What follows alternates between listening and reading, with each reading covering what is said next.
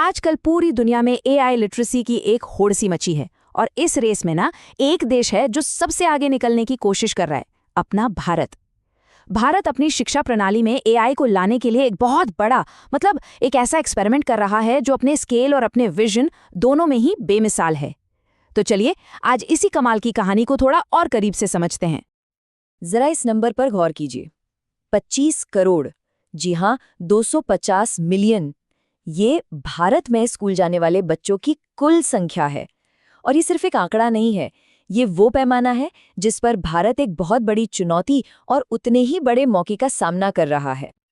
तो सवाल ये उठता है कि इतनी बड़ी, इतनी विशाल आबादी को आने वाले एआई पावर्ड वर्ल्ड के लिए तैयार कैसे किया जाए? और इसी मुश्किल सवाल का जवाब भारत अपनी एक बहुत बड़ी नेशनल स्ट्रैटेजी से ढूंढने में लगा है।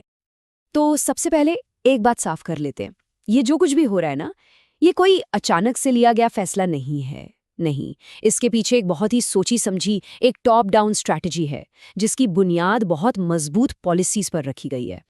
इस पूरी प्लानिंग में ना एक क्लियर प्रोग्रेशन देख सकते हैं। देखिए, 2020 में नेशनल एजुकेशन पॉलिसी यानी एनईपी ने कहा कि भाई एआई को एजुकेशन में लाना है। फिर 2023 में नेशनल करिकुलम फ्रेमवर्क यानी एनसीएफ ने ये बताया कि अच्छा इसे पढ़ाना कैसे है। और अब 2024 में इंडिया एआई मिशन ने ये पक्का कर दिया कि इसके लिए ज़रूरी पैसा और सपोर्ट मिलेगा। तो एकदम स्टेप बाय स्टेप एक क्लियर स्ट्रेटेजिक विजन है। और जानते हैं इस पूरी स्ट्रैटेजी के दिल में क्या है? नेशनल एजुकेशन पॉलिसी 2020 का एक बहुत ही सिंपल सा आइडिया कि टेक्नोलॉजी को, टीचर को रिप्लेस नहीं करना है, बल्कि उसे और ज़्यादा पावरफुल बनाना है, उसे सपोर्ट करना है। मतलब एआई यहाँ एक हेल्पर है, कोई रिप्लेसमेंट नहीं। अच्छा देखिए, पॉलिसी बनाना तो एक बात हो गई, पर उसे असल में जमीन पर उतारने के लिए क्या चाहिए? एक मजबूत इंफ्रास्ट्रक्चर, है ना? यहीं पर दीक्षा और पीएम ई विद्या जैसे प्लेटफॉर्म्स काम आते हैं। इन्हें टेक्नोलॉजी के लिए एक तरह का नेशनल हाईवे सिस्टम समझ सकते हैं, जिनका काम ये पक्का करना है कि एआई टूल्स और लर्निंग मटेरियल देश के कोने कोने तक सेफली पहुंचे। तो ठीक है, ये तो हो गई बड़ी बड़ी योजनाओं और इंफ्रास्ट्रक्चर की बात, पर अब जरा क्लासरूम के अंदर झांकते हैं। देखते हैं कि ग्राउंड पर असल में बच्चों के सीखने के तरीके में एआई क्या बदलाव ला रहा है। करीब करीब 8 लाख, ये नंबर जरा ध्यान से सुनिए। ये कोई छोटा मोटा नंबर नहीं है। ये उन सेकेंडरी स्कूल के स्टूडेंट्स की संख्या है जिन्होंने सिर्फ 2024-25 के सेशन में एआई को एक सब्जेक्ट के तौर पर चुना है। साफ है, ये जो बदलाव है ना, ये बहुत बड़े स्केल पर हो रहा है। और हाँ, ये कहानी सिर्फ कुछ गिने चुने स्कूलों की नहीं है। आंकड़े देखिए, हजारों स्कूलों में सेकेंडरी और सीनियर सेकेंडरी दोनों लेवल्स पर इसे जोर शोर से अपनाया जा रहा है। तो अब ये सिर्फ एक एक्सपेरिमेंट नहीं रहा, ये तो एक मूवमेंट बनता जा रहा है। और एक बात और, ये सब सिर्फ कोडिंग सीखने के बारे में नहीं है। नहीं, स्टूडेंट्स एआई के जो फंडामेंटल्स हैं, उसके जो एथिकल पहलू हैं, उन्हें भी समझ रहे हैं। Data, computer vision, natural language processing, इन सब चीज़ों को कवर किया जा रहा है। कोशिश ये है कि इस सब्जेक्ट को हर एंगल से समझा जाए। चलिए इसको एक रियल लाइफ एग्जाम्पल से समझते हैं। सोचिए एक बच्चा है, वो एक डिवाइस में कोई कहानी पढ़ रहा है। अब एआई क्या करता है? वो रियल टाइम में उसकी पढ़ने की स्पीड और एक्यूरेसी को एनालाइज करता है। बच्चे को तुरंत पर्सनल फीडबैक मिलता है कि कहाँ सुधार करना है, और साथ ही टीचर को अपने डैशबोर्ड पर उस बच्चे की पूरी प्रोग्रेस रिपोर्ट मिल जाती है। देखा, इस तरह से एआई जो एक कॉम्प्लेक्स आइडिया लगता है, वो क्लासरूम में एक सिंपल लेकिन बहुत पावरफुल टूल बन जाता है।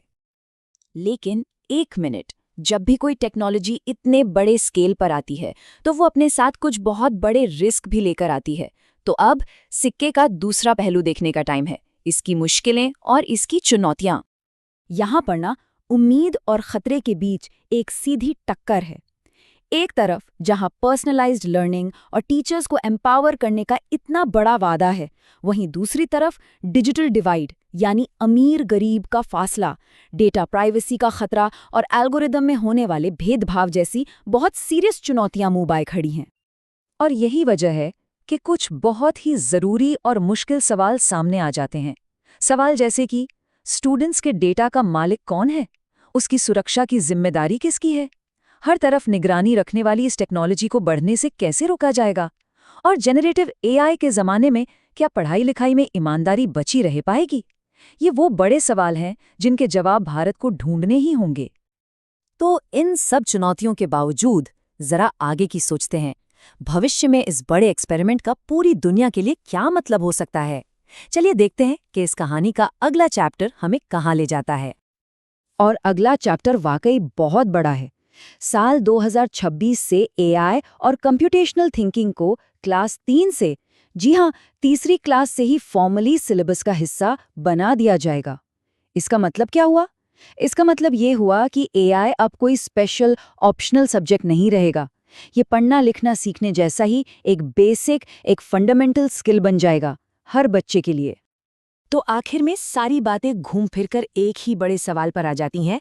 भारत का ये जो ग्रैंड एआई एक्सपेरिमेंट है, क्या ये एक ऐसा भविष्य बनाएगा जहां सबको बराबर मौके मिले, या एक ऐसा भविष्य जो लोगों को और भी ज्यादा बांट देगा? खैर जवाब तो अभी किसी के पास नहीं है, पर एक बात तो तय है, ये एक ऐसा एक्सपेरिमेंट है जिस पर आने वाले सालों में पूरी दुनिया की नजरें टिकी रहेंगी।